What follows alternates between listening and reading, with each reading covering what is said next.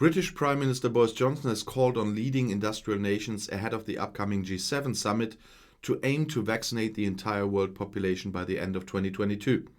I call on my colleagues in the G7 countries to end this terrible pandemic with us and to promise that we will never again allow the havoc wrought by the coronavirus, said Johnson, according to a statement on Saturday evening. Vaccinating the world by the end of next year would be the greatest feat in medical history. According to Johnson, the production of vaccines should be ramped up, the barriers to international distribution lowered, and the supply of vaccine doses to poorer countries increased through the international COVAX initiative.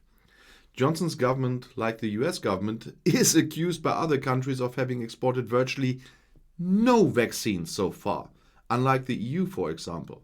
So far, when vaccine doses are given to other countries, by the UK there has always been talk of excess doses, the vaccine that is no longer needed for its own population.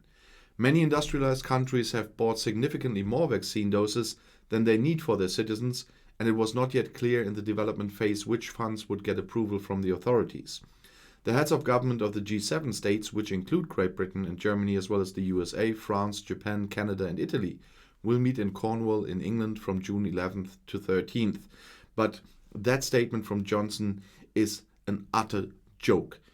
That coming from the government that played one thing. The USA did the same, but they played that one thing, and that was vaccination nationalism. They are the ones not giving anything to anybody else. The EU all the time sent vaccines to other countries, sent millions of doses via the COVAX mechanism. And for the next years, and already for this year, they bought far more than they need for their own population. So many people in poorer countries can get vaccines. And of course, we have to get the whole planet vaccinated to stop that pandemic from being that damaging. But that this is coming from that government is really making me lose my temper and lose my usual politeness. Because if I would say what's in my head now, I'm quite sure this video would be blocked by YouTube.